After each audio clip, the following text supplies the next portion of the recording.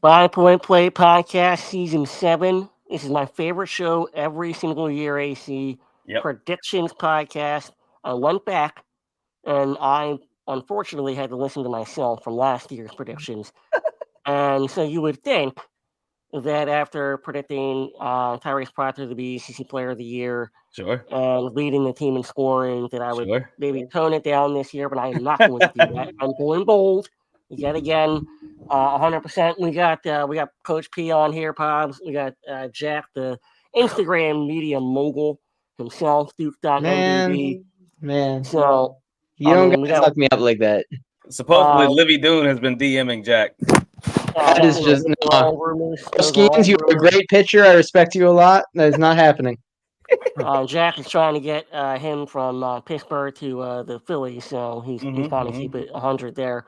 But D may join us in a little bit. He's currently with his son, who's Jack. an excellent football player down here in North Carolina. So hopefully he can join the podcast in a little bit. But again, hey, this is our favorite show of the year, except for when we celebrate the national championship, which we will win this season. That's all right. So, Right here, baby. hey, the Die Hard Duke John Shire. Basketball Fans Podcast, we are doing it live right now. Season predictions. So we're going to get into not only Duke season predictions, but where we're going to fall in the ACC. We're going to talk about NCAA. Um, Obviously, we had some breaking news yesterday with Coach Tony Bennett stepping down. Pobbs had that one covered, so we'll go to him for a little bit of insight there. But AC, man, season 7, bro. I know you kind of already had a podcast without your boy, but 7 years, Never man, again. crazy. Yeah. Um, you know, give us, you don't have to give us the records and stuff like that. We'll get into it, but just your overall take on this Duke roster that John's put together. I mean, this is a team that should win the ACC. I don't think that should be an issue. It should be a team that should be one of the top 3 teams in the nation competing for the overall number 1 spot. Everything they put together, the formula, the ability of the coaches, the ability of the players, it's meant for this team is meant for greatness. And the things that make other teams good that everybody wants to talk about that makes other teams good, Duke has that as well this year. It's not like we didn't do anything in the offseason other than pick up a bunch of freshmen. We got 3 really important and key transfers, and we add that to insane freshman talent on top of on top of what we have with our returners. So and 2 returners. It's not like we're returning bench guys. We're returning 2 starting caliber players. So it's if you said that about any other team other than Duke, that everybody in the nation would be like, yeah, that's a national champion. But you got to bring Duke down a little bit. So which I'm not going to do. We should be a national champion this year. Yeah, Duke coming in preseason ranking, which is whatever. Preseason rankings aren't what they are, Jack. Duke coming in at number 7. I look at this roster, and we'll break it all down, but I look at this roster as one that has 0 holes. AC talked about the fact that we, brought in some phenomenal experience through the transfer portal. But when you look at point guard, shooting guard, small forward, power forward, multiple centers, versatility up and down the roster, this team has no holes. And I feel like, the one thing that I've been saying for the last couple months on, Instagram and Twitter is playtime's over. John, you got the roster that you deserve. Now it's time to show out. Jack, what kind of big picture before we get into the specifics? What do you see from this Duke roster that gives you hope for the season?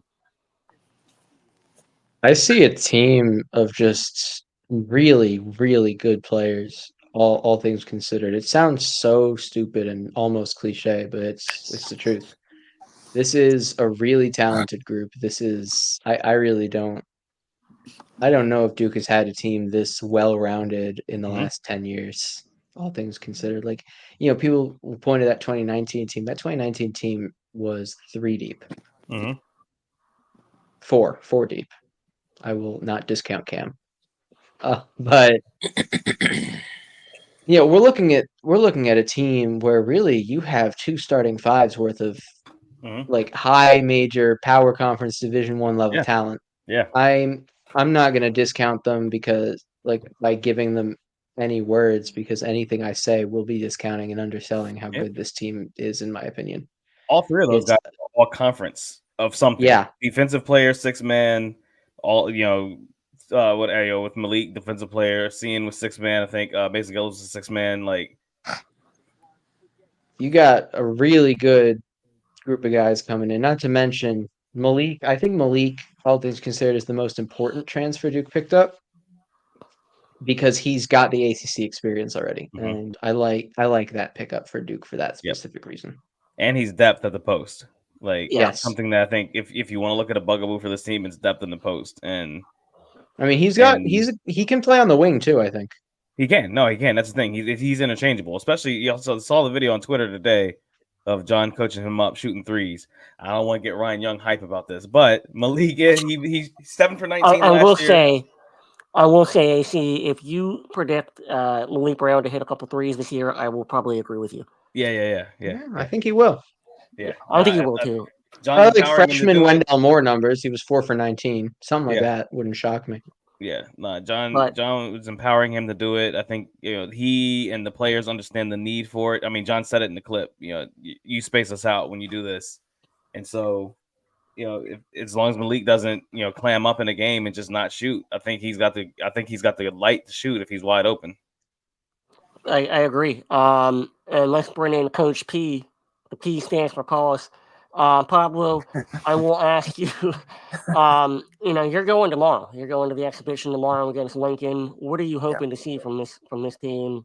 Obviously, it's an exhibition game, but the first time that they're not going to be scrimmaging against each other. What are you hoping to see tomorrow?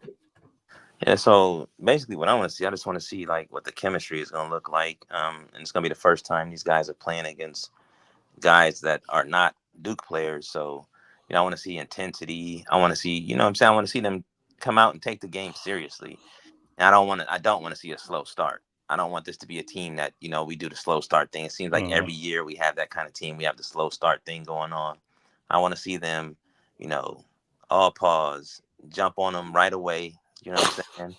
Attack the game. You know what I'm saying? And just treat it like, you know what I'm saying? Treat it like you Mm-hmm. playing Kansas or somebody. You know what I mean? And Yeah, take it serious and just don't play with your food. You know what I'm saying? Just yeah. put your foot on their neck, kill them, get them out the gym. Like no Yeah, bullshit. yeah. The other thing I think to your point, Pops, is that John he was no bullshit during the off season.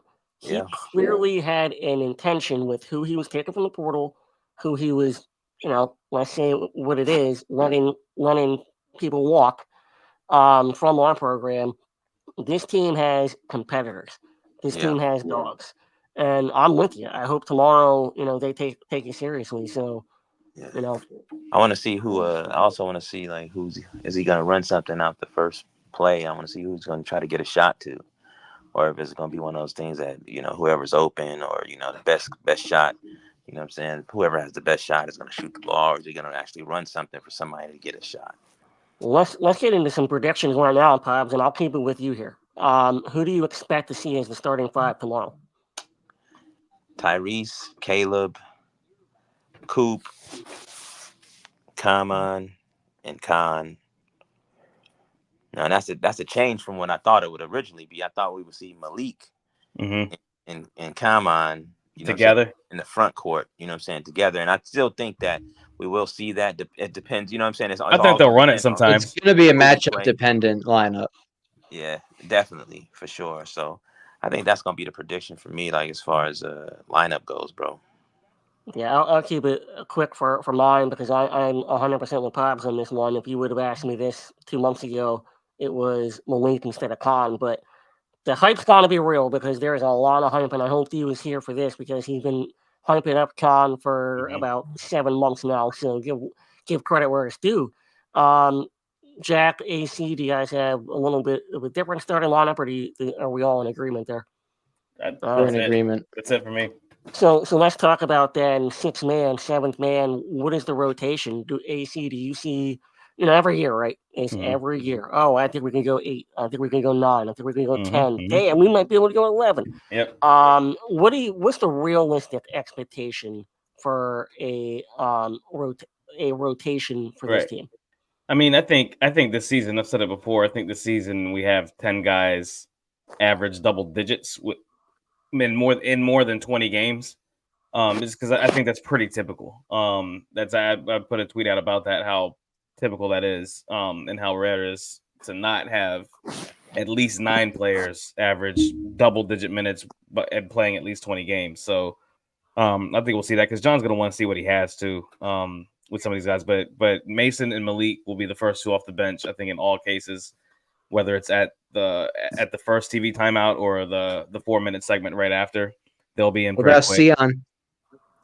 Sion, I mean, he's going to come in with them too, right? Like, that's 3 that you can sub in right away. I don't know if they sub all 3 at the same time. They might, but at the very least, you're creating matchups with those 3 because they're interchangeable pieces.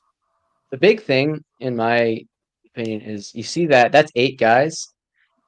K and Shire have historically only run 7 In close games. When push comes. Like, yeah.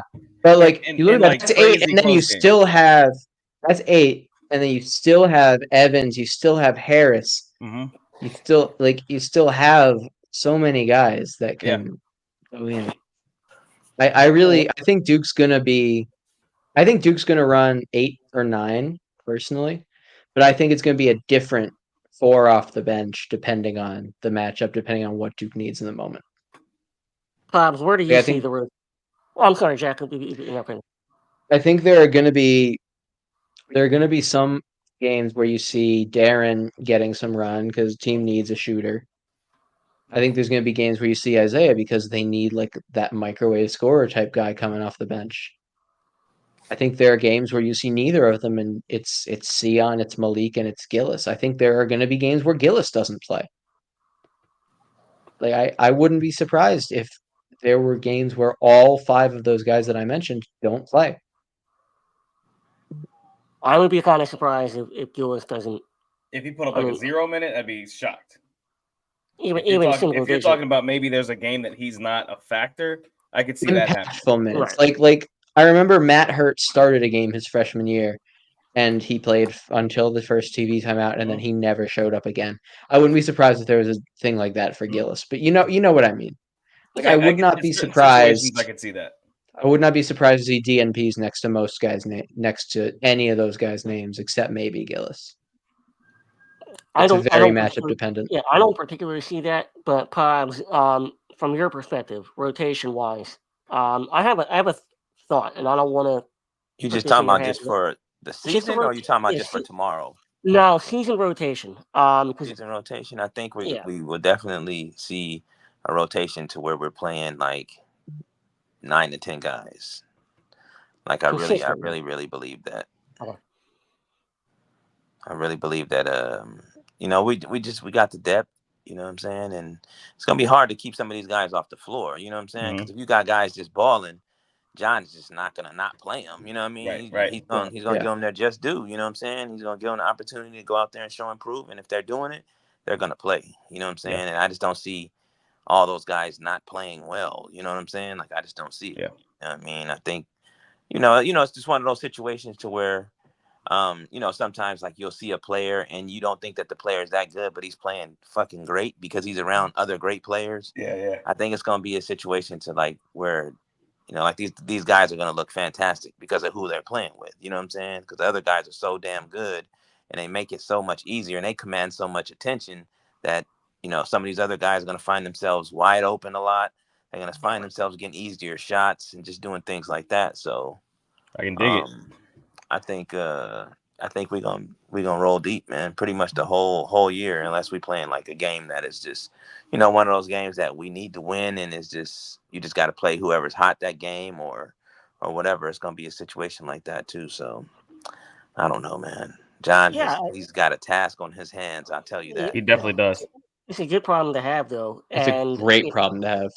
And I think one of the things that I kind of keep going back and forth with is, you just rarely see, especially in college basketball, in those big matchups, especially in postseason time, that you're going to go more than 7, 8 at the most. And, what I keep going back and forth with is Isaiah Evans and Darren Harris. Like, originally I thought it was, okay, who's going to be that freshman that's going to play between Khan and Isaiah? And apparently Khan just kind of has taken over that, unless Yeah. it's all smoke and mirrors, which I don't believe Shout that out is it. Sam from the Unintentional.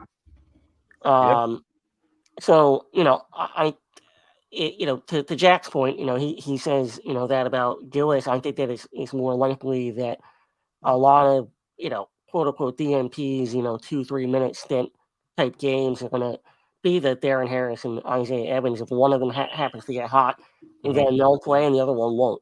Yeah. And so I think at most this team's going to go 9 for that particular reason. I think are we all kind of in agreement that that Big Pat is probably going to Red shirt. red shirt? Yeah. It would not shock me if he redshirted. Right. So I want to leave him out of the discussion from that He was perspective. back in a boot, by the way. Yeah. So and it's probably best for him as well. If he stays the course. So the other thing though, so I want to talk about that, and I'll open up the floor. I think the Isaiah Evans, Darren Harris competition is going to be for that last spot, because I don't think it's going to be both. Yeah, because they kind of do the same thing. They don't offer the same thing in terms of their games, but they do the same thing. They're there for scoring. They're not there for defense, whatever else. So yeah, I think because of the role, then yeah, I think those two are fighting for a spot off the bench to make that a 9-man rotation, which I don't think that's out of the question. Even in a tight game, I don't think that's out of the question to see us go 9. I still err on the side of 7 to 8, just because most coaches will do that. And if your guys are cooking and playing, then you want to keep them in rhythm. So you're not going to sub your starters as much, and you're not going to sub. You're going to use the subs that you use and have consistently used, and those are 3 veteran transfers. So I think those guys are going to get first crack at it. Yeah, Jack, what are your feelings on that? 'Cause I kind of agree with him. I think for those 2 players specifically, it's going to be like, okay, we're cold as a team, and we need a spark. Mm-hmm. And if you can give it, then great, you'll play. And if you can't, then I'm gonna go to the other guy. Yeah, I mean, it's going to be. My opinion on that is it's going to be a game-to-game thing for that 9th man. It's who do we need? What skill set do we need? Because those, There's a lot of like AC lineup said, competition. I love it. I love the lineup competition on this team. Sorry, Jack, I didn't mean to cut you off. No, I agree with you. I love it too. I think it's going to be who do you need the skill set of in the moment? Do you need like a quick bucket, a guy who can like be a really good one-on-one player, break down a defender, or do you need quick threes? And that, I think, I'm saying a whole lot of nothing over and over. It's going to be situational. It's going to be what John wants in that moment. I don't think there's going to be a set 9th man on the roster, but I think it'll either be Darren or Isaiah, depending on who we're playing and what the situation is. And I think that's a good way. Yeah, and who's hot. I think it's a good way also to keep them both content throughout the season. Yeah, because they're both always going to have a chance. Right, and they will be recruited the entire season by somebody else. We know, yeah, we know that's happening. That's a given. Pogs, before we get into some predictions on record and things of that nature, you mentioned that you think that this team won't easily go 9-10. So, based on what you just heard from us, are you swayed at all by that, or you think that John's just gonna not exactly platoon it, but like, is he gonna kind of stick with the rotation, saying, I don't care, I'm just gonna give these guys minutes? I mean, those guys didn't come to Duke to sit. That's for one thing. And then if you think about it from a basketball perspective, right? So I guess my answer is kind of like long, a little different. Pause. That was crazy as hell. So hey, no way. Out, right? So you think about it, right? With the talent we have on this team, right? So I guess I'm asking a question for a question. So when Cooper gets the ball, double team. When Kama gets the ball, double team. You know what I'm saying? That makes that leaves other guys. That leaves other guys. You know what I'm saying? Either gonna have to play 1-on-1 or they gonna have to catch and shoot. Yeah. Both of those guys, you know what I'm saying, do that very, very well. You know what I'm saying? Isaiah's better off the dribble and making shots. He's a better shot maker, like under duress and like, you know what I mean? Just get his 1-on-1 off the bounce. I think Darren is a better catch and shoot player than Isaiah. So it's gonna be interesting, man. Like it just, I really don't know, man. It's because I think Isaiah Evans has the ability to be like he could lead the team in scoring, or he could be the fucking sixth man off the bench and be the ACC six man player of the year. Like, I mean, he's like the ultimate wild card, bro. He really is. But if you think about it, Darren Harris is too. I mean, his game is just a little more low key than Isaiah's is. You know what I'm saying? So it's I don't know, man. It's gonna be tough, bro. Like, all I can say is I'm fucking excited. I'm just glad that they're both on our teams. You know what I'm saying? Because I tell you what, if you know what I'm saying, trying to break your man down from in the middle third of the court and you get stuck, you kick it out to a wing on either side and you got those two guys on the wings. I'm happy with that. You know what I'm saying? Or whatever they feel like doing as far as shooting or putting it on the floor, getting to the rim, putting it on the floor, taking a shot, like whatever. You know what I'm saying? I'm happy with it. I'm content. And I think that both of those guys are built that way. And it's going to be good for Duke, man. I think we have everything we need. Like, it would be a damn shame if we don't win a championship, or at least like make a serious run, at least make the national championship game. You know what I'm saying? Like, it would be a shame if we don't. You know what I mean? It really would be, man. With this roster, bro, like, there ain't many holes, man, in this roster. I don't even know if there is a hole in this roster, to be honest with you. I don't know. Am I tripping? Pause. Yeah, that was I don't think you are. I don't think you are. valid. I said the same thing. I struggle to find one. If I wanted to nitpick, I don't think that Common is going to get a lot of double teams because I don't think that would behoove the defense just because his offensive game is still a little bit raw. Obviously, he's 7'2" and has a 37-foot wingspan, but like, you know what I mean? But at the end of the day, And he is you wide. but Yo. come on, man. You got to Holy shit. as an opponent, you have to pick your spots on where you're going to double. I don't know how much they're going to try to So when double. I say that though, TK, so what I mean is, like, because they're not gonna throw the ball inside to him and be like, Right. go be fucking make a play. Kareem Abdul-Jabbar, go be Hakeem Olajuwon. They're not doing that. Right. But what I'm saying is that, right, if you see Kaman, right, and he's, you know what I'm saying, his guy's boxing around, he just jump right over him, get the offensive rebound, and just bang on him, right? And then he does that 2 times in a row.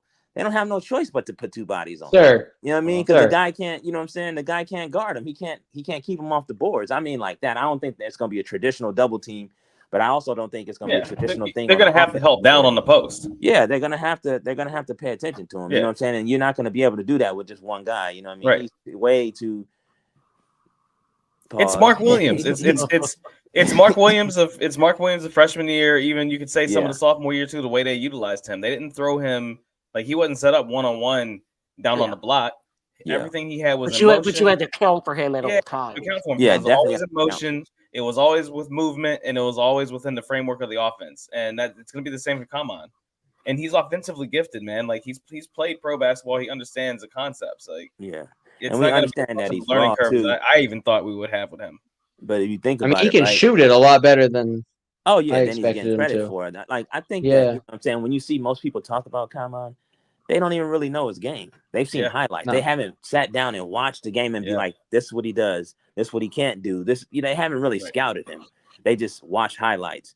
Instagram highlights it's not going to give you an accurate depiction of what he really is. Hey, man. Some of us need the Instagram highlights to thrive. No, yeah, and I got you on that. You know what I'm saying? I just think that if you really watch him and break down his game, like he's a very, very smart player, right? So like, I'll tell you like this, right? Like one thing that Duke can benefit from is, they have him in the ball screen offense, right? He's setting a high ball screen, right? He's rolling hard to the basket. He's not going to get that first pass, but I tell you what, when Duke reverses the ball and he's got his man buried deep down inside, right under the rim. You know what I'm saying? Like, all you got to do is throw the ball up. Yeah. That's 7'2". I'm turning, I'm catching. Throw it at the rim somewhere, man. Yeah, man. Like, it's not hard. Just like with Bagley. Yeah. Bagley. Mark Williams. Just look at Purdue was a master of that shit with fucking Edey. They was a master of that shit. That was their safety valve. You know what I'm saying? And Duke really don't need that. But, I mean, if they want to, maximize Kaman and take advantage of the defense, that's just one easy way to do it. Yeah. Yes, totally agree. You talk about matchups and exploiting the defense and making it more favorable to us. Mm-hmm. That's the reason I'm so confident in this team, is because we just focused on one player right there. we have so many different players that if we get them in advantageous spots, Yeah. like it's going to be so hard on the defense to be like, okay, I'm going to focus on this one and I'm going to be exposed to the other. Like it's just going to be very difficult. And Yeah. I still I feel that way even when we bring in anyone off our bench. Hmm. Um, I could go all day because I actually wanted to make one comparison. We're going to move on, but AC, I want to give it to you for this comparison. That the more we were talking about Darren Harris, you know what it kind of reminds me of? The role that he may play is Andre Dawkins in the 2010 Sure. 2011 year I love when Absolutely. that. before Kyrie got hurt. Hmm. Once all he had to do was space the floor and just be that you can't leave Andre Dawkins because Yep. he's a lethal shooter. You Yep. already had Seth Curry on the other side, and now you have Kyrie Irving, Nolan Smith, Yeah. Nolan or Kyle Singler. Those are all floor spacers. Hmm. And I feel like Darren Harris and this team could be kind of that Andre Dawkins role because unlike to Pablo's point, the way Isaiah Evans plays, Darren doesn't need the ball very long before he Yep. can catch, run a fly. Yep. Yeah. No, that's going to be his role. And yeah, I mean, I think Andre, that's an awesome comparison because that's what he was asked to do, even with the Shire team for 9 minutes a game. That's what he was asked to do. But Right. kind of like to our point, that team that that they played on with Nolan and John and them, like if he was doing some good work, he was gonna play 15 minutes that game, like and give Nolan a chance to sit at least because John never came out of the game, but gave Nolan a chance to sit down a little bit and stuff like that. So there were games where Dre did get Baylor game. in the 15, 20 minutes. Baylor game, the Georgia Tech ACC championship game, and a lot of big moments, man. So Yeah. I think Darren will get the opportunity to prove that. Like John's gonna play these guys throughout the season to give them the opportunity to say, okay, in March I can play you. But if it doesn't pan out, then they won't play. That's just the way it works. Yeah, well, there won't be any shortage of playing time because there will be quite a few blowouts, especially in the non-conference. So let's get into some record predictions. Okay, so we'll go around the horn, give everybody 90 seconds to give their predictions. Jack, this is where you shine. You break all these things down. So give your Duke overall prediction. Give your Duke ACC record prediction. Any postseason conference accolades, player or team. Leave it up to you. You got 90 seconds. You're on the hot seat. Oh man.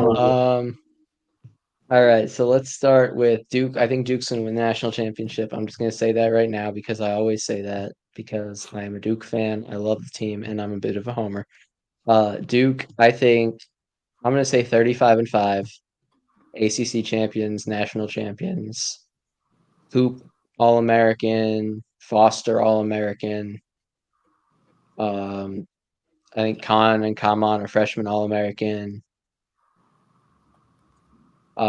There's just so much that goes into this now. It's 20 ACC games, right? Yeah, Correct. 20 All ACC right, games. so what did I say? 35-5. I think 16-4 in conference. I think that makes some sense. I do not think John is going to win ACC Coach of the Year. I think he will get robbed of that again. Hmm. Yeah. We'll get to that when we get to our all-around ACC discussion. But yeah, I think Coop's not going to win National Player of the Year. I think he'll be top 3 in voting. So do you Yeah. have him as ACC Player of the Year then? Ooh. No, I don't because that never makes sense, does it? So I assume you have him first team All ACC then. Oh, of course. Yeah, my All Um, ACC first team is pretty easy. okay. I actually think it matches up with the preseason All ACC voter media vote. All right. So national champion, ACC tournament champion, ACC regular season champion, and even the clean sweep. I'm not going to say definitely because I did say 4 losses in the ACC. If you're 4 getting out of losses the could be. four, I think you're good. I think it's Okay. possible. I also think there's a chance that there's a team that gets an easier schedule now that Okay. you're not playing everyone. I think there's maybe a team that gets a better draw like Yeah. Louisville or UVA, which we will get to, or like a Carolina even might get the one in the tournament, but Um, Are you pretty high on Louisville this year again? Now that your boy Kenny Payne's gone. I am. We'll get to that. We will get to that. But Oh. so usually we do like a standings projection. This year I decided not to do a standings. I decided to put teams into 4 tiers, like juggernauts, good teams, like question marks, and then the teams that'll be fighting to make it to the ACC tournament at all. All right. And I have Louisville in the good tier because I think they are going to be good. Mhm. Well, those are your boys. AC, break it down. 90 seconds. Yeah, not much Oh, different. shoot. I think. Sorry, I'm watching the Duke football game. Kick return touchdown for Florida State. It's it. It's hard to. I want to predict only 4 losses for this team because I really think with this schedule, like there's only a couple games I look at and I'm like, ugh. Like Arizona at Arizona is obviously going to be tough because it's an away game. It's late night. It's just a difficult environment with a good team. So I think that's a potential loss there. I don't think we're going to lose to Kansas. I don't think we're going to lose to Kentucky. And then you drop a couple of teams or a couple of games in the ACC. So I think at most I could say 5. So I think I'm with Jack on the 35-5. But I think in the ACC we only have 3 losses. I think we're 17-3. Any player accolades that you want to? I think Hunter Salas is going to be Player of the Year. Yep. In terms of the predicted ACC first team, their preseason first team was RJ Davis, Salas, Flag, Burton, and Pack. I don't think Nigel Pack is going to do enough to make preseason first team all ACC. I think you could see Maxime Renault or Stojakovic maybe sneak in there. There are some good guys in that second tier or whatever, but I don't think Nigel Pack is going to do enough to be in that first team. So it could be another Duke player. Like if what we think or what I think at least, and Paz, I know if Caleb Foster leads his team in scoring, he's a first team All ACC player. Yes. All right. Well, Paz. Can I? Oh, yeah, go I'll ahead. butt in really quick. Are we doing our award predictions, or are we talking about the season first? We'll talk about the season first. Okay. But any accolades for Duke players in your 90-second pitch, Pops, overall record, conference record, where we finish in the postseason, any player accolades that you want to share? So how many conference games do we play? 20. 20-0. All right. Straight up. I knew it. It's a 99. Straight up. And then total games they might play up to what? About they could play up to 40? 40. 40-0. Right. That's just how it goes now. But realistically though, I see us losing 2 to 3 games maximum. That's it. And only teams I worry about, I'm not even gonna say only teams, but the teams I would worry about, right, is a veteran team that is talented. I would worry about that team. Kansas. That's the only team I would worry about. I wouldn't worry about a talented team that's just as young as Duke. I'm not worried about that. I'm not worried about that. So it's only a few teams on our schedule that fit that bill. Yeah. It's really only 2 teams that fit that bill. And that's I'll just name them: Kentucky and Arizona. Really, those are only 2 teams. Not Kansas? And Kansas too. I'm sorry, 3 teams that fit the bill. But fuck you, Kansas. I'm not really worried about that. So I mean, it is what it is. I think we'll be straight. But player of the year, I don't want to be biased and give it to a Duke player. But I think it's gonna be Caleb. I was about to say Caleb Love, Caleb Foster, right? If it's not Caleb Foster, if it's not Coop, if it's not a Duke player, Jalen Lowe. Really? That's from your Pittsburgh. Boy. Absolutely. That's your boy. Wow. Absolutely, my man's Jalen Lowe. A lot of love for him and his family. Yeah. But he's that good though. You know what I'm saying? I think he definitely makes it. And he's gonna need it. Yeah, I definitely think he makes an all-conference team for sure. I think Bethea from Miami makes an all-conference team. I think we're gonna have multiple Duke guys make an all-conference team. I think Coop will be the player of the year in the conference if it's not, Coop or Caleb or Jalen Lowe. You know what I'm saying? I really believe that. I know that's probably a name that y'all like, Jalen Lowe. Like, what the hell? That came out of left field. No, that's a good pick. That's a good pick. But I think he's going to really, really shine this year, man. I think he's really going to shine this year. Day Ames is another one. Yeah. Elijah Saunders from Virginia. I want to see. I'm really curious to see what TJ Power is going to look like. I am curious to see that. I have him as my most improved player. I Yeah, don't know who that is. I can see that happening. I can see that happening for sure. I think he's gonna be out there playing loose, and he's just gonna be ready to play, bro. I'm anxious to see him play. I'm rooting for him for sure. Definitely rooting for him. You know what I'm saying? I got a Yeah, I lot of. got no bad Let me blood. preface that when I say that, right? So all players that I got some connection to, I got love for. I love all of y'all, but when y'all play Duke, I don't know y'all like that. So just remember that. I don't know y'all like that. That My don't mean I family. don't fuck with y'all. I'm gonna holler at y'all after the game, but when y'all playing Duke, I don't know you like that, dog. Yeah, But when it's between the lines, it's all yeah, business. absolutely. That's what I got though. Did I answer the question? Yeah, Oh, yeah. I Yes. okay. mean, you said 40, 29. I mean, it's pretty self-explanatory at that point. Yeah. Um, JFW. all right, so I'll share my predictions here, which are always correct. Um, but yeah, no, I think we lose 4 games this year, so I think we'll be 27-4 after the regular season. Who do you think we lose to? I don't know. So like you named the 3 teams. I think we lose one of those 3. I Yeah. think it'll be Kansas. I think we're going to win at Arizona. To avenge what happened last year at Cameron. I think we stomp Kentucky. I really do. But I think we drop one to Kansas if I had to pick one. And then I think we Just lose ruining 3. Thanksgiving here, TK. Yeah, I understand. But You I ain't think losing to we Kansas, stomp man. Auburn. I think we stomp Auburn at That's a home tough one. Auburn's a in tough the one. That's ACC. gonna be They're a tough. good game. It's gonna I be. don't Hey, think so. I I think think we're gonna Duke's whip gonna. their ass. I Sorry, I didn't think mean to Duke's cut you gonna. off, DK. Yeah, Well, no, that's I a think good Duke. game for a Duke fan. Yeah, and no, I would love to be there. But I mean, I think that that matchup for Duke, I just think we go into Cameron and we lost 3 games last year in Cameron. I think it was. We're not losing any games in Cameron this Yes, season. sir. This team is too competitive. They have too much of a chip on their shoulder. They have a purpose, a drive, and they have the depth to be able to pull it off. I don't think that Duke loses a game at home this year. I think that we sweep. I think we go 17-3 in conference. I think we win the regular season. I think we win the tournament. And then I think we roll in the NCAA tournament. This team's a national championship team. I think John is going to finally get the credit that he deserves. And maybe finally is not the right word because you have to earn it.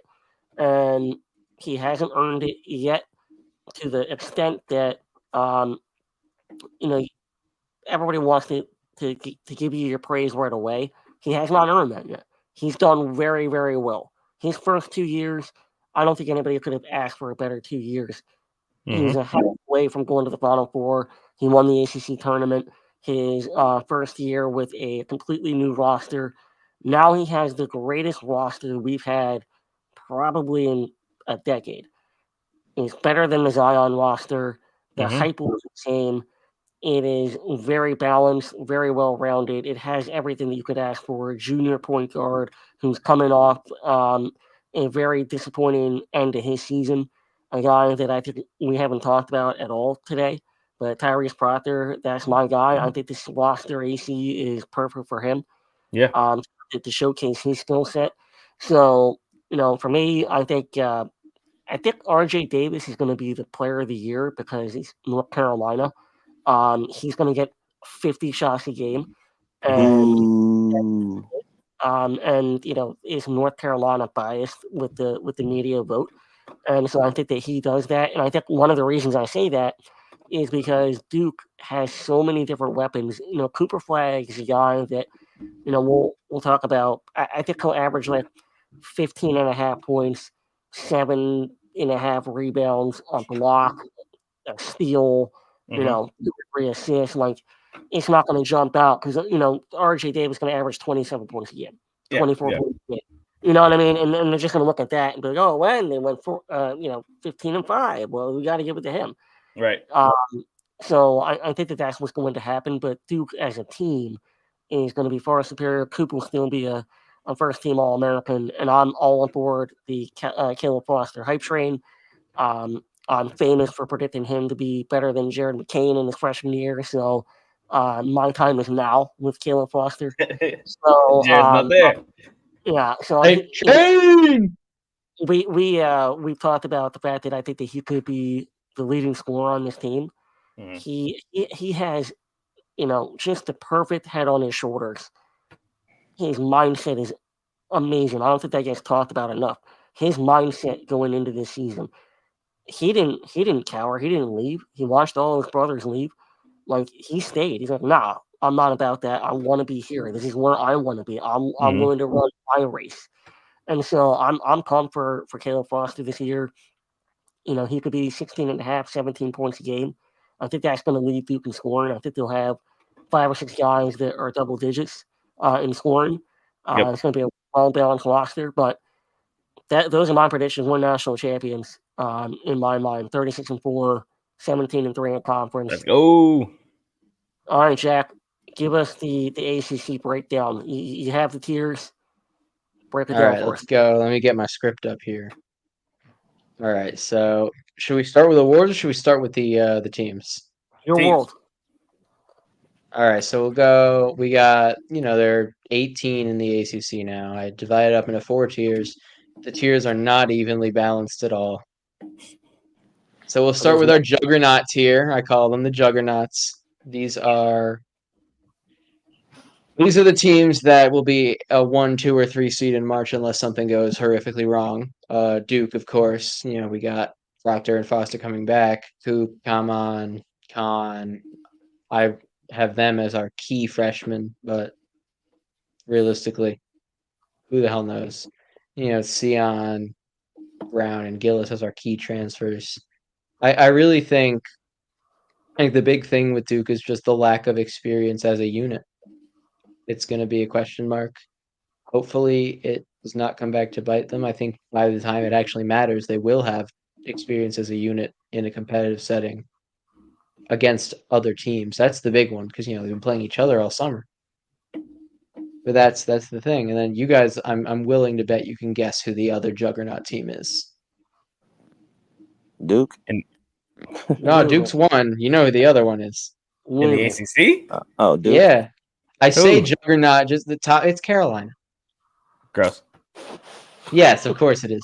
But bring back I think Wake RJ finished second. Davis and Cadeau. I think it's a possibility, but They're gonna be who the good. hell knows? They are going to be good. They're top of the next two. We'll get there. But I think bring Seth Trimble back.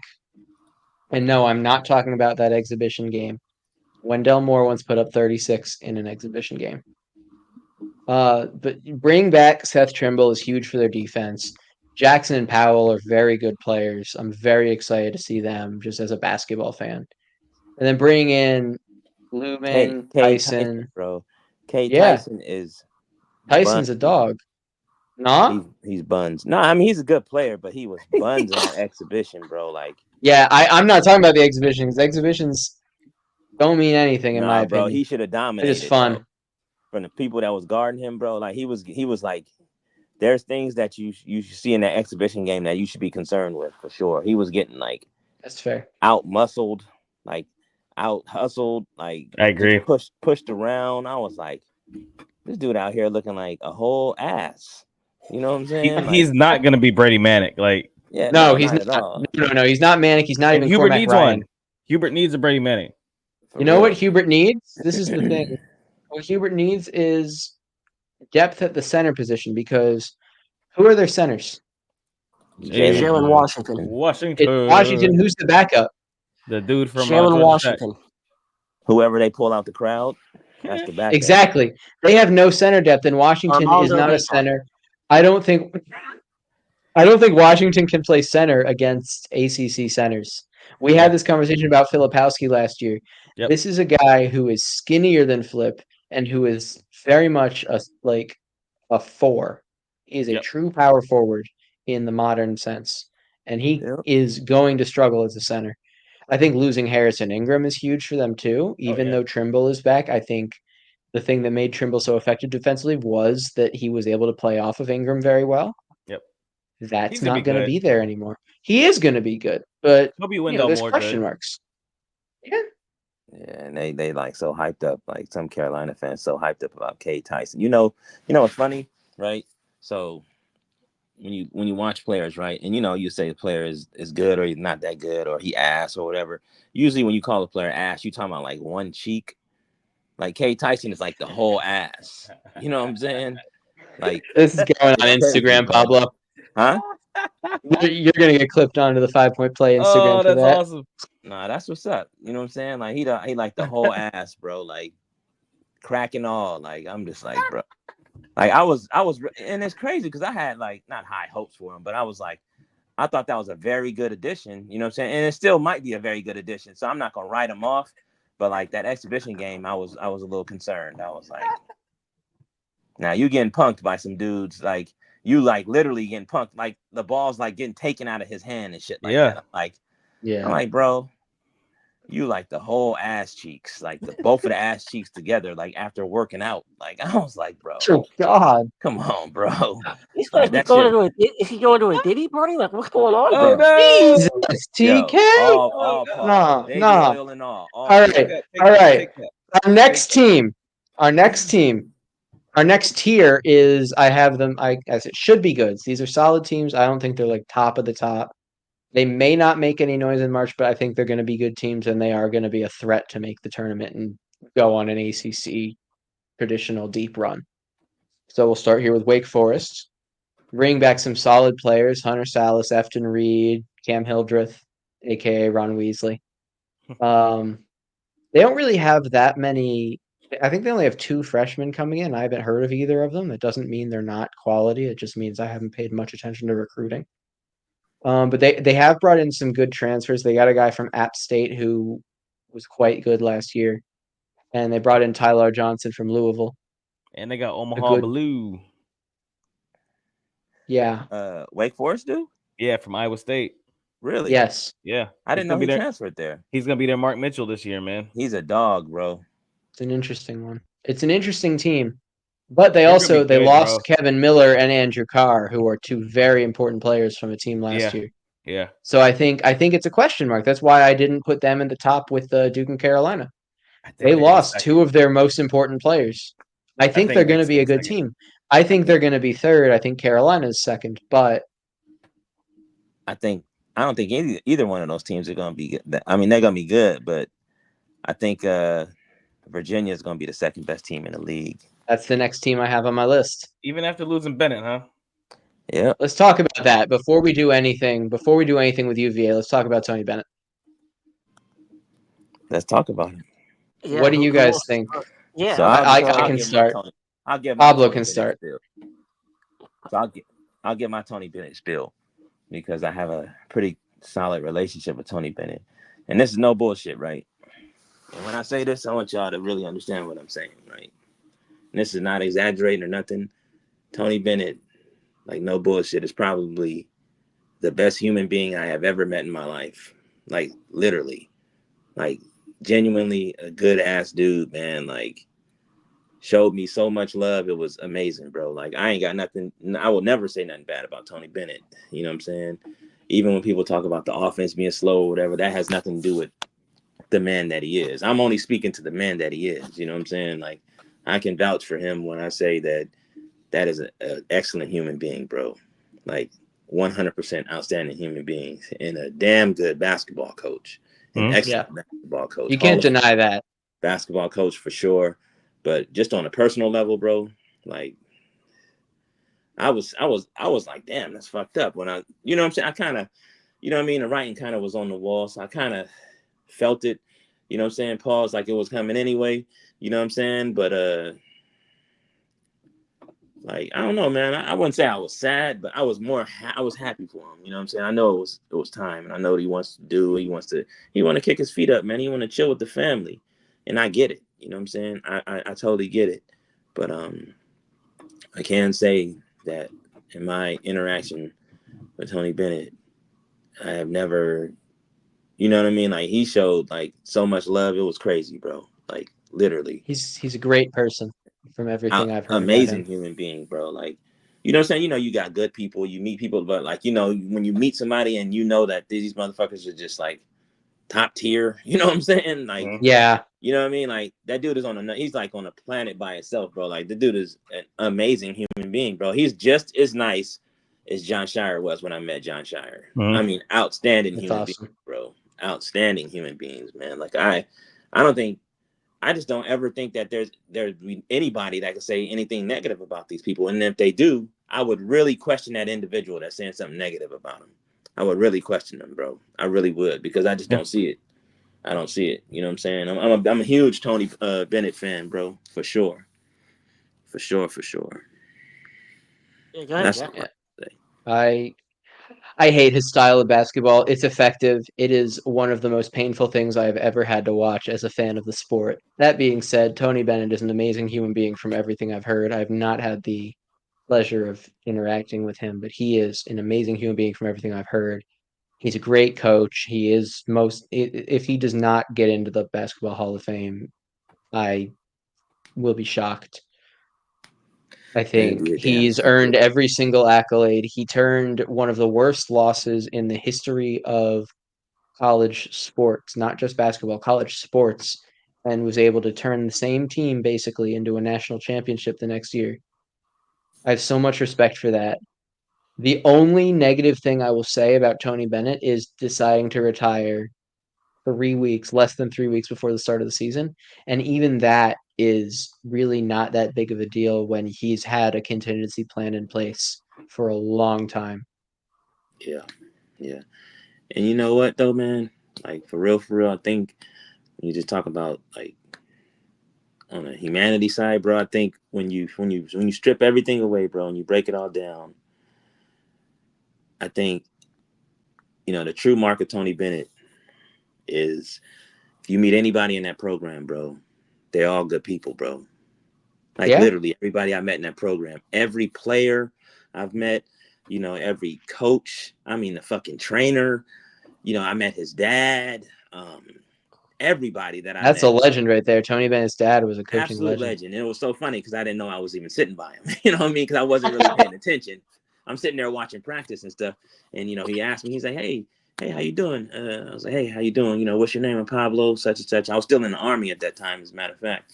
And we started talking a little bit about military and stuff. And then it just like it dawned on me. I was like, damn, why you look so familiar? And I said, holy shit. You know what I'm saying? And then it hit me and I was like, wow. And I could see where Tony Bennett gets it from, just like his father, man. Outstanding human being, bro. Like everybody around the program, bro. You know what I'm saying? Shout out to my man Ronnie Whiteman too, man, over there at Virginia, bro. Like, man, they got some good ass people over there, bro. Good Yeah, ass they people. do. And if you go to Virginia, bro, you definitely, and you in the program with Tony Bennett, you're definitely gonna come out a better human being and a better man. That's for damn sure. I would definitely send my kids to Tony Bennett 10 times out of 10 if I had the chance to, bro. For sure. AC, you have the perspective of having rooted for two teams that have had a lot of malice against Virginia in time. Let me hear your perspective. Go ahead, TK. No, I was just saying, I got the same thing. True. Yeah, man, no, that's rivalryship. I know basketball when I see basketball, and he's a great coach for what he wants to do. I think him leaving, I think it kind of speaks to what's happening in the NCAA, and I know we'll get to that, but just you're seeing guys who took the jobs they took and took it with the expectation of what it was supposed to be, and it's totally changed on its head. And now it's a new guard, and I think that's the biggest thing. My biggest takeaway with Tony Bennett leaving is the ACC now is robbed of a great coach, which I think you need when you're trying to climb the ladder of conferences.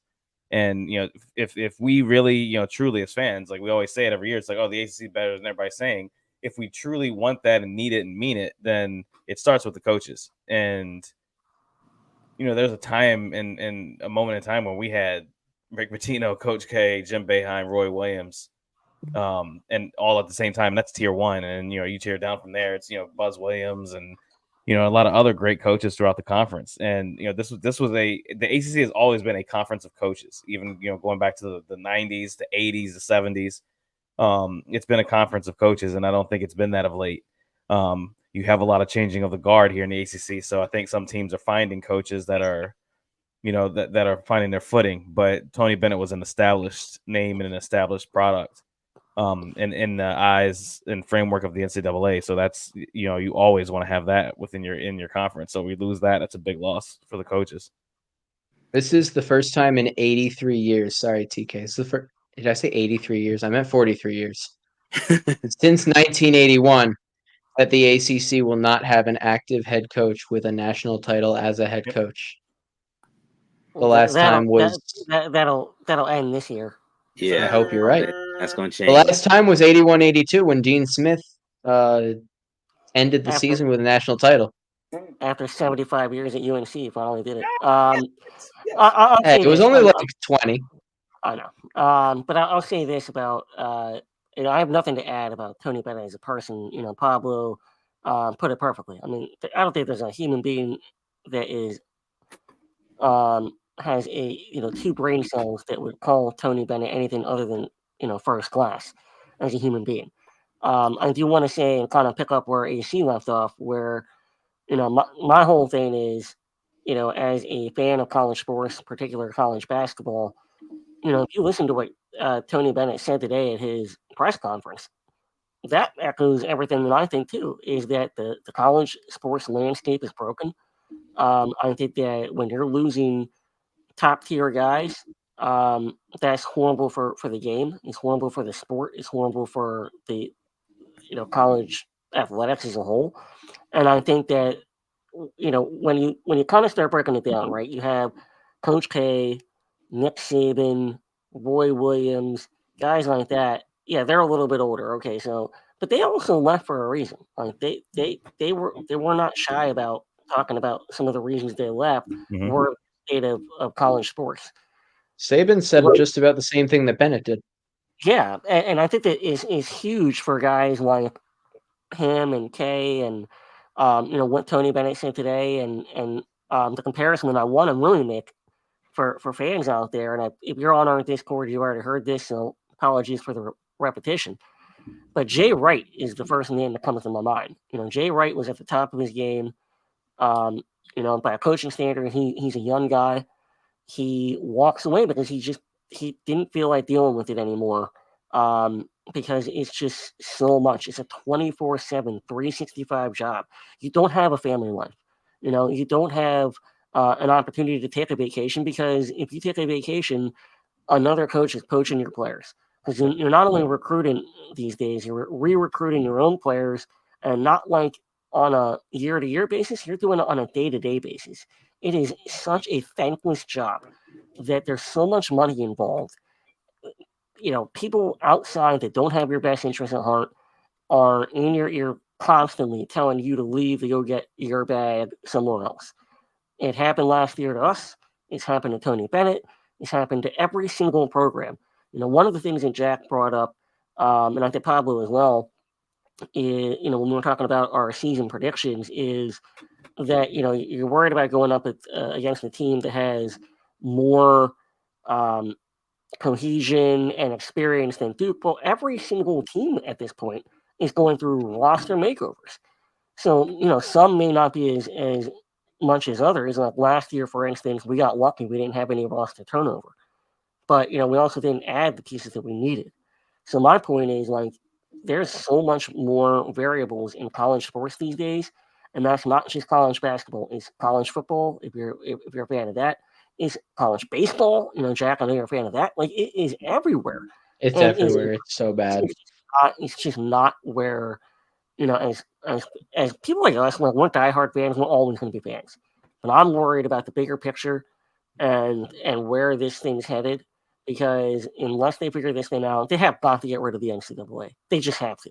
They got to get rid of it and move on and create something else. Collective bargaining, whatever you want to do. We've talked about that ad nauseum. It But needs to be figured out, whatever the solution is. What's the and just problem, though? I think there's a multitude of problems. Tony Bennett hit on a lot of them today, and I don't know that we have enough time to cover every one of them. But Sure, we one of do. them, we're already in an hour, but I'll throw a couple out right away. Is All that right. I think that a lot of these kids are being robbed of their futures because they have the wrong people in their ear telling them the wrong thing for their own benefit. They don't have the kid's best interest at heart. And I think Tony Bennett said that perfectly today, where he's worried about the mental health of a lot of these players. Whereas it used to be, and not to get on my soapbox here, but it used to be, it's not about waiting your turn. It's about proving your worth to the program that you committed to. Now, there was still the transfer, people transferring, but, look at Duke, for example. Like, Duke didn't take their first transfer until, Rashawn McLeod in 97? Yeah, that was You know what K's I mean? first transfer. And K had been there for, 15, 16 years at that point? Mhm. So that's what I'm talking about, is that But now each team has an average, I want to say is 3 or 3.5 players transferring in college basketball. The roster's 13 spots. That's so crazy. so what happens when like I understand what Tony is saying and all that, and I mean I agree with some of the stuff, but it's just to me, I would push back on a lot of that stuff because it's like, okay, now it's one of those things like where it's like it's no fair when you know what I mean, it's no fun when the rabbit has the gun, you know what I mean, but everybody's okay when they're making millions of dollars off these players' backs. Everybody's okay when they're doing that. You know what I'm saying? Everybody's okay when, you know what I'm saying, like a coach can just up and leave and go to another college because he got a better opportunity. Everybody's okay when all that's happening. You know what I mean? But when the players are empowered, now there's a problem. No, so I disagree with that. And sorry, And Jack, why I would you just want to. disagree with that? Yeah, so the reason because I think we're mixing two different things. I think Okay. Tony Bennett even said today, and I've been full on this bandwagon. AC, you can back me up on this. I want 100% player empowerment. I don't think this is about player empowerment. I think this is about people that don't really have a stake in the game other than profiting off of players. So, like, kind of to your point a little bit, Pablo, like, it's just different people now Yeah. leeching off of players. So I'm not sitting here saying they got to get rid of the transfer portal. I'm not sitting here saying that they should Yeah, get rid no, of I NIL. got you. I'm not doing any of that. What I'm saying is that we've lost the best interest of the kids when we are saying, okay, you didn't play today. This happens in college football. So I'm going to use that as an example. You didn't play those first 4 games. I'm just going to leave. Okay, well, where are you going to go? How is that going to make you better? How's that going to make you better as a man? How's that going to make you better as a player? How's that going to Okay. make you better in the I long got run? you. I got you. But so I would push back on that too as well. And I would say, okay, to that point, so what happens when a coach lied to a player to get him to commit to the school? Now he's stuck at the school. Then Yeah, I what? mean, it's not a perfect world. You know what I'm saying? Yeah. And Oh, I mean, I I think a agree. lot of that is tit for tat. And I get it. But I think, a lot of these coaches, if they're going to come out and say stuff like that, they need to understand, you know what I'm saying, what they're, I get it. You know what I mean? Like some guys are you just got good guys, right? And Yeah. I'm not really pushing back so. Did we lose him? Sorry, I'm back. My wife was calling me. Um, I lost my point. Go ahead, man. Go ahead. Can I really No. quickly? Yeah, go ahead, Jeff.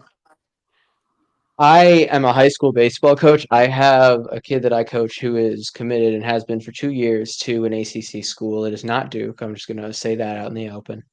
But the things like people are still recruiting him, even though he hasn't signed yet. But the tampering at that level is crazy. That's my big issue is tampering. Like I am all for the There's no empowerment. rules on it. There's no That's the rules on issue. it. But like the Yeah. Is that tampering, an issue though? even Is that really an issue? when you're in season, it is an issue. You know what You I mean? mean, hold on. No, I'm going to ask you a qualified question. Do you mean, like, okay, if I'm on Duke, tampering's an issue in season, but if I'm a high school recruit that hasn't signed, I don't think that's an issue. It's not an issue. Okay. I am myself comparing apples to oranges, which I should not be doing, Okay. but I'm giving an example with an experience that I have had personally. Yeah.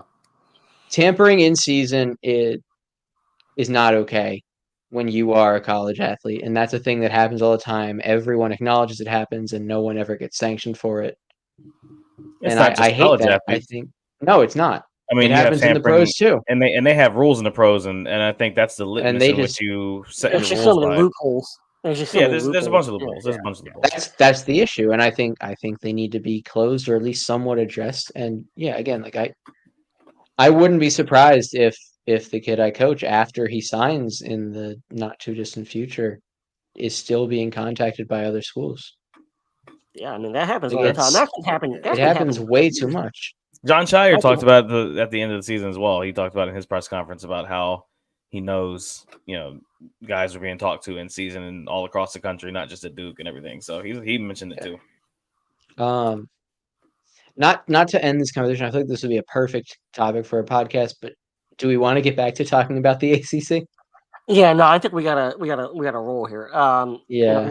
I think we have the Encore podcast now. So if you're We a member do. of the We should talk about this on I Encore. think me and Pops, I think this is an Encore podcast Yeah. that we fire up. I think that'll be a lot of fun for our listeners. But yeah, so Jack, um, kind of complete us with the ACC, and then we'll get to the NCAA, and then we have a prediction for the Pops game tomorrow, Duke versus Lincoln. So, Jack, wrap us up with the ACC. Yeah, so Virginia, they brought in a couple of trims. They have McNeely back. He's a key piece. TJ Power coming in. I think he's going to be the ACC most improved player. That is my prediction. Losing Reese Beekman and Ryan Dunn is going to hurt them. They brought in Jalen Warley from Florida State, who is a senior this year.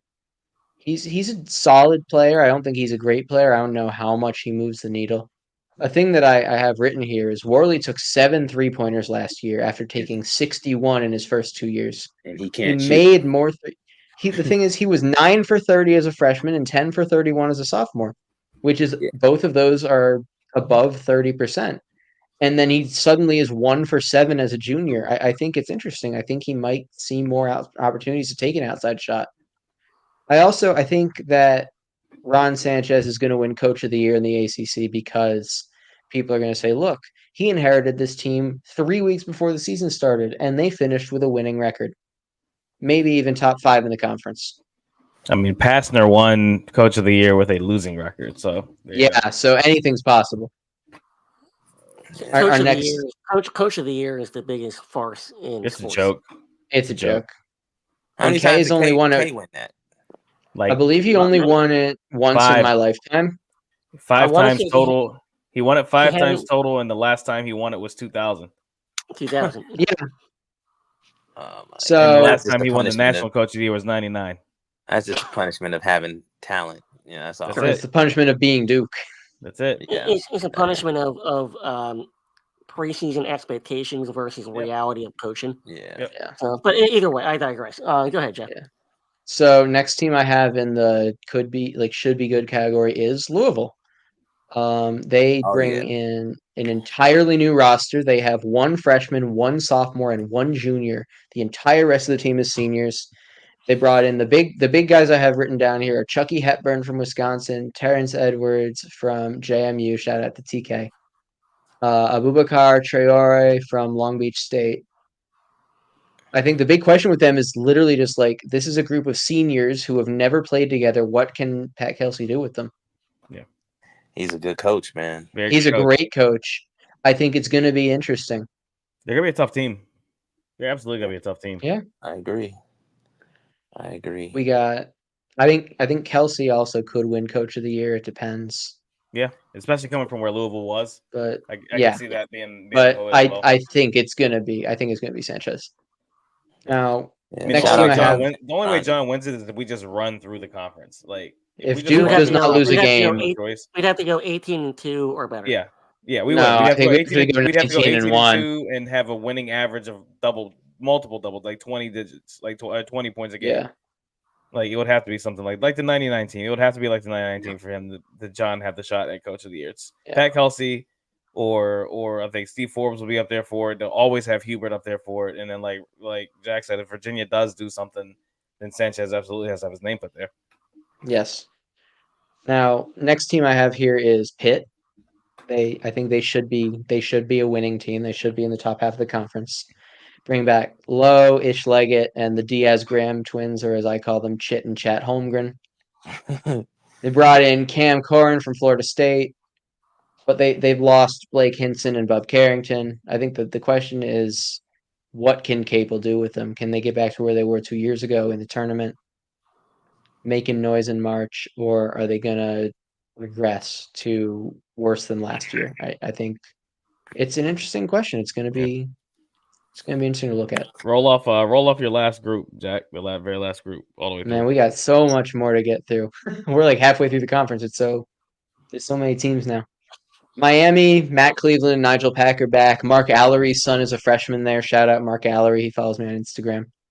They brought in Jalil Bethea, good kid. They got Lynn Kidd from Virginia Tech AC. Yep. They got a guy from Stetson, a guy from East Carolina. That's the end of the should be good tier. The mid tier, I have Clemson there because I don't know what Clemson's going to be. They brought back Hunter and Shefflin. They brought in Christian Reeves. Yep. Kid from Cincinnati, Victor Locken, and Jaden Zachary from Boston College, but they lost PJ Hall. And that's a big loss. Zachary's a dog. He was so fun to watch at the ACC tournament. And then there's State, bringing back Ben Middlebrooks and Michael O'Connell. They brought in Dontrez Styles, who is UNC a former fan, Carolina player. He went to Georgetown, and now he's back in the Triangle. They brought in Brandon Huntley Hatfield and Mike James from Louisville, but they lost their two DJs, Burns and Horn. Huntley I'm Hatfield, interested I to think, see. has a chance to be an all ACC player this year. He was so good at Tennessee, and he was a solid player at Louisville. I think he's going to be a good player. I think he's all ACC second team. Yeah. Next up in my mid tier is Notre Dame, Marcus Burton. It's as far as he can Shrewsbury take and Burton, man. It's Shrewsbury coaching and Burton doing his Burton thing. Yeah, and then they brought in Sir Muhammad, was a 4-star recruit, I believe. He's a good player.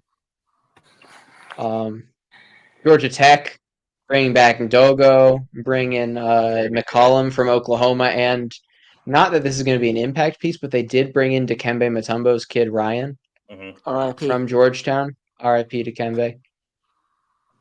I think they're going to be a middle of the pack team, which is an incredible improvement from when Passner was there. So I think they take it. Syracuse. He's an all-star coach moving up, man. Like he is. Looks really good. He's going to be in the league soon. Hope not. Hope the ACC can keep him. I think you're right, but I hope they can keep him. Yeah. Syracuse, J.J. Starling and Chris Bell are back for them. It's a good team. They brought in Eddie Lampkin from Colorado, Jaquan Carlos from Hofstra. Yeah, he's gonna be a good addition. Yeah. But they lost Whittier Copeland. They lost Malik. Yeah, exactly. They lost Copeland. They lost Malik Brown. Yep. Copeland went to one of my favorite teams. We'll get to it in the NCAA part, but McNeese State, he went there. McNeese State's gonna be good. I totally forgot he went to McNeese. I mean, those are losses for them. Yeah. And then SMU, they brought back a couple of guys. Yeah, Keon Ambrose Hilton and Chuck Harris are the two biggest players that they brought back. They got Kevin Miller from Wake, Yohan Traore from Santa Barbara. They got Cario Oquendo from Georgia for 2 years, and then Oregon last year. AJ George from Long Beach State. Those are some really good transfers they brought in. Mm-hmm. A bunch of guys scoring over 12 points a game last year. And I like Andy Enfield, man. He's a great coach. They're gonna have that. They're gonna kind of have that Florida Gulf Coast style with them because they got the athletes. They will. They lost Samuel Williamson. They lost their leading scorer Zurich Phelps to Texas A&M. They lost Tyreek Smith to Memphis. Chuck Harris is the only one of their top 4 scorers who's still on the roster from last season. That's the end of my mid tier. This is my last tier is literally just called bottom of conference. These are the 4 teams that I think will be fighting for the last spot in the ACC tournament. AC, we got your Hokies. Yes, sir. That is who correct. Do not have any players who I marked as significant returning players. They brought in Jaden Shute. They brought in Rodney Brown from Cal, Ben Burnham from Charleston. They lost Padula, Hunter Couture, Lynn Kidd, Tyler Nickel, and MJ Collins. Yep. All of their top 5 scorers are gone. 4 of them transferred, and one of them is Hunter Couture. Yep. Yeah. Florida State, who I am watching play football and hopefully continue losing right now on the side. They brought back Jameer Watkins, who was a solid piece for them. Brought in Boston Holt from South Dakota, Jerry Dang from Hampton. They lost Cam Corrin to Pitt, Cam Fletcher to Xavier, Primo Spears, who was one of their top scorers last year, to Texas San Antonio. Baba Miller transferred to Florida Atlantic, and Darren Green got through 5 years of college, which is crazy because I didn't even realize he was a senior 2 years ago, let alone a grad last year. Leonard Hamilton really needs to get back to his old ways of recruiting guys who are way too tall. He's the next one to go, I Because think. I think he is too. It's a shame, really. He's 70. He's like 5 He's now, way man. 36. older than he looks. Him and Larinaga, I think, are going to retire after Yeah. I this think year. so too. I think so, wouldn't be too. shocked. And then BC, they brought back Donald Hand Jr., who was one of their solid players during the mini run in the ACC tournament last year. Jaden Hastings is a freshman they brought in, a decently high-ranked recruit. They brought in Dion Brown from UMBC, Roger McFarland from Southeast Louisiana, and Chad Venning from St. Bonaventure. Boston College lost Quentin Post. They lost Jaden Zachary. They lost basically everything from last year. I forgot to even write down who they lost. This is just off the top of my head. They're going to be, I don't know. Stanford here.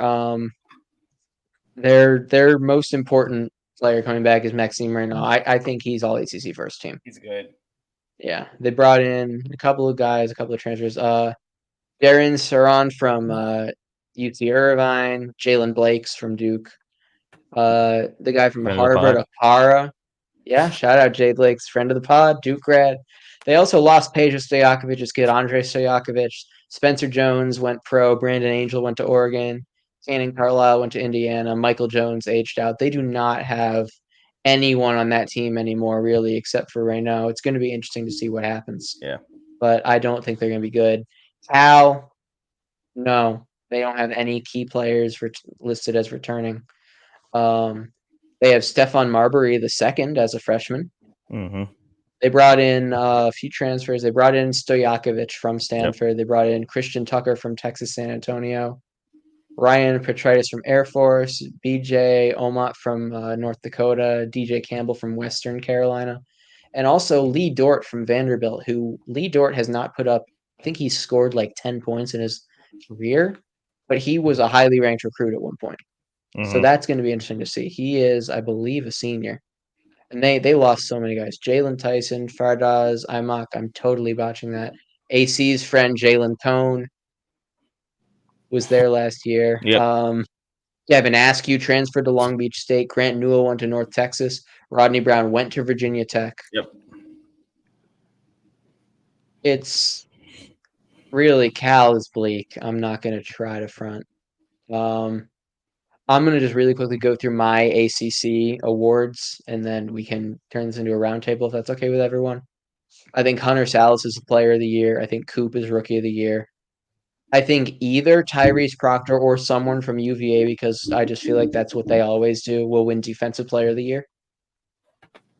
And I think TJ Power wins most improved player. And like I said, I think Ron Sanchez is the coach of the year.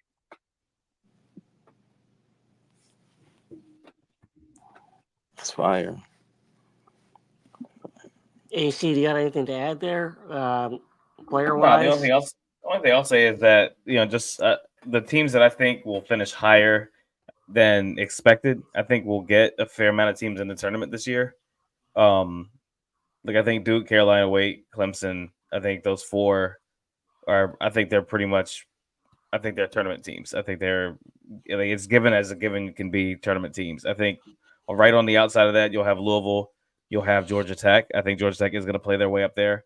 And then that next group of Pitt, Miami, UVA, NC State, and even I think to a degree Notre Dame and Syracuse. I think those are teams that will challenge for that kind of last 7 or 8 spot where it's like, okay, can we get that many teams in if they do something in the non-conference?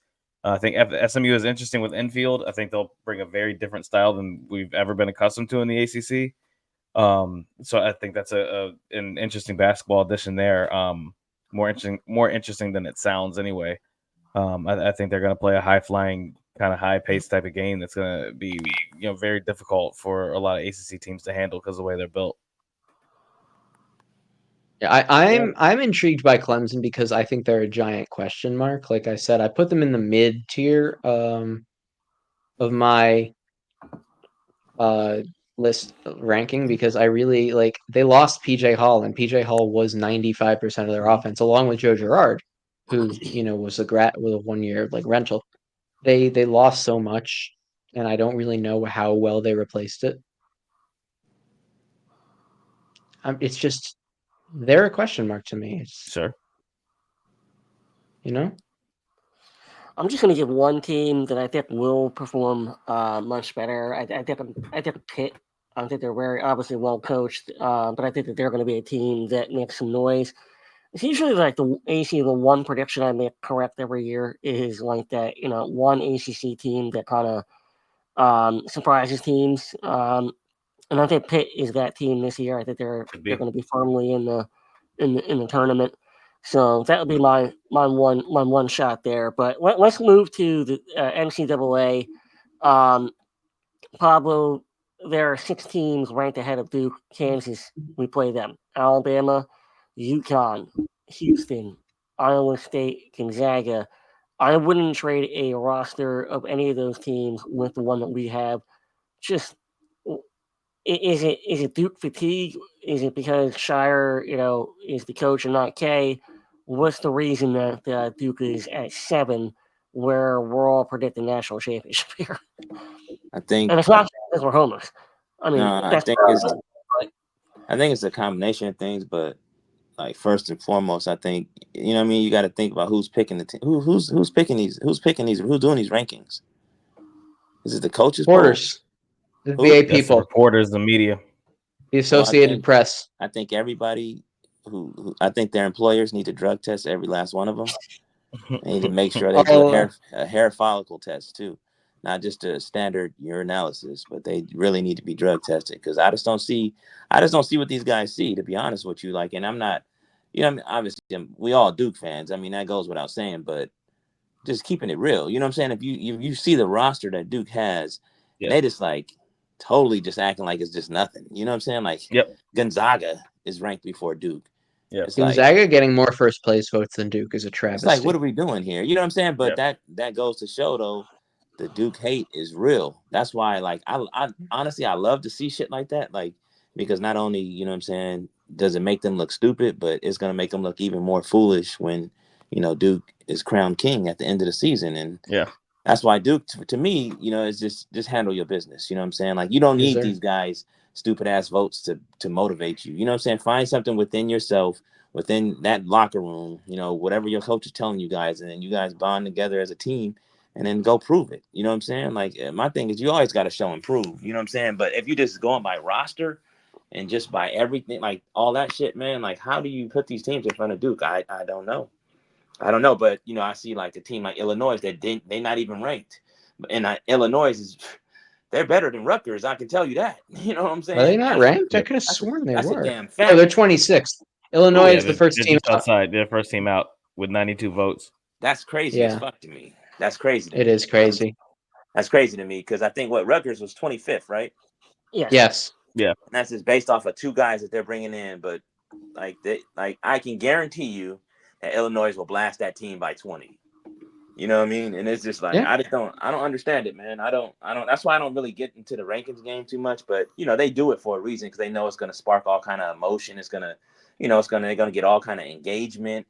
That's all people talked about. You know what I'm saying? For when those rankings dropped, that's all they talked about. And that's what they're going for, you know what I mean? So it's all right. I understand it, you know what I'm saying? But it's just funny that, you know what I mean, the public and everybody's fooled every year by the same tactic.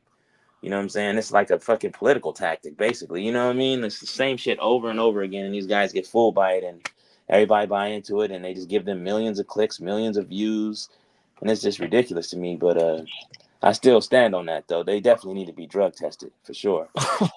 I will be seeing the local AP poll voter tomorrow afternoon, and I will ask him why he did not. Don't even ask him Duke nothing. What you one. need to do is just slap the shit out of him and just be like, "What are you doing?" You know what I'm I saying? would if it wouldn't risk me my job.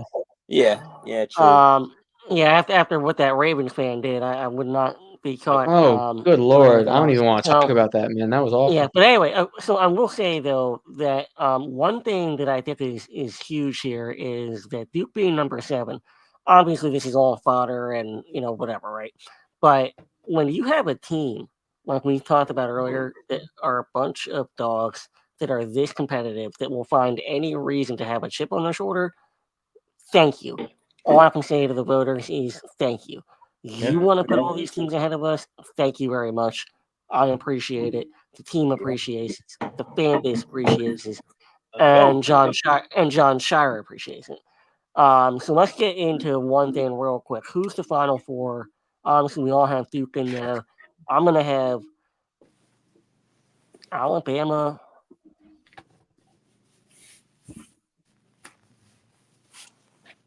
And I don't know who else I can put in there. So I don't know, but I think I'll have So tough. Alabama and Duke for sure. And then you could honestly, AC, you could tell me anybody else. Those are the two that I would definitely put in the final four. I'd see that. I think mine is comprised of Duke, Bama, um, Iowa State. I think is going to have a run this year, and then I think a team outside of that is going to make a good run to the tournament. And the team I kind of have pegged for a surprising finish in the NCAA tournament this year, based on at least expectation, everything is going to be Texas Tech. I really believe in what Grant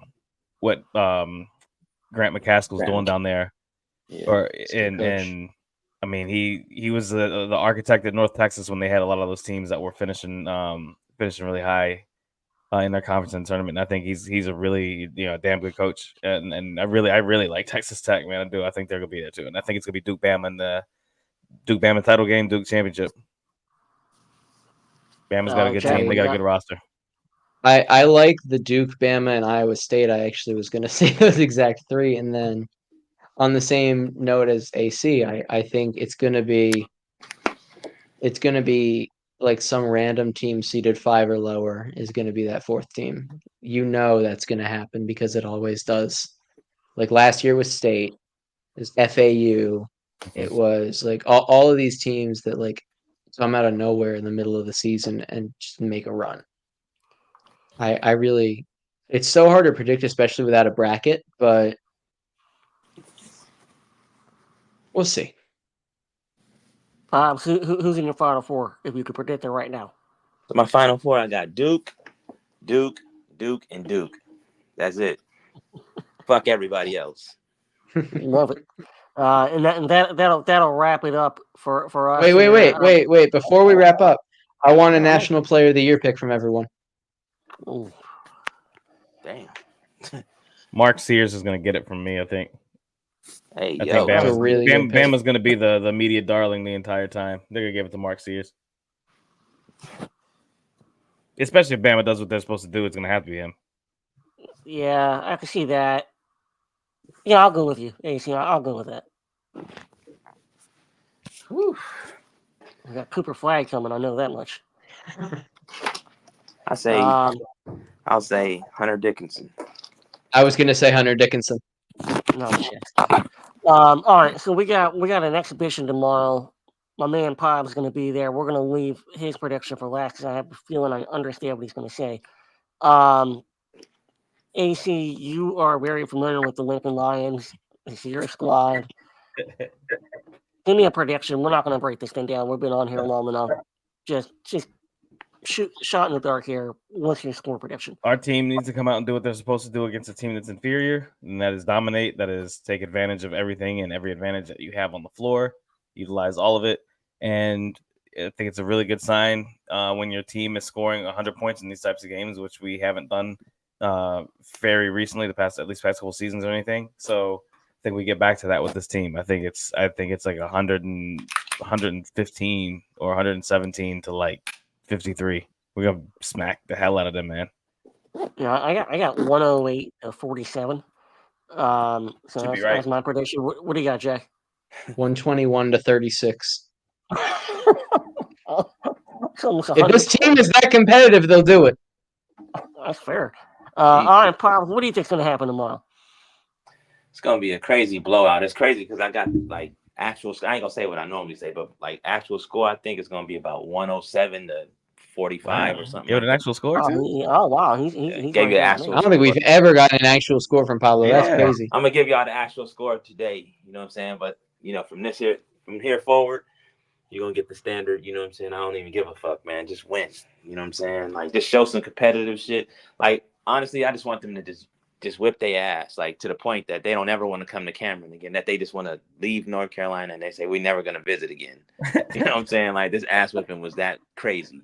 You know what I'm saying? I want them to whip their ass to where they second guess. I want them to just say, fuck it, we're just gonna transfer and we're gonna start playing lacrosse. Fuck it. That's All right, well, wild. there we have it. The season predictions 5 Point Play podcast. We shot for an hour. We gave you 90 minutes. That's what we're doing, and we're gonna give it an encore. Me and Cobb, I'll tell you that much. We're Yes, doing sir. one right here. This is about Duke. Duke is going to win the national championship. You heard it from four of us. Cobb's is on and getting ready to go to Cameron. Let's go Duke. Let's go Duke, baby. Go Go Duke. Duke. Let's go Duke, baby. Duke all day. I gotta piss and I'm fucking hungry as a hostage in Beirut right now, bro. Shit. We out of here. We out of here on that one. Shit. Hold on one Hey second. guys, thanks for tuning in.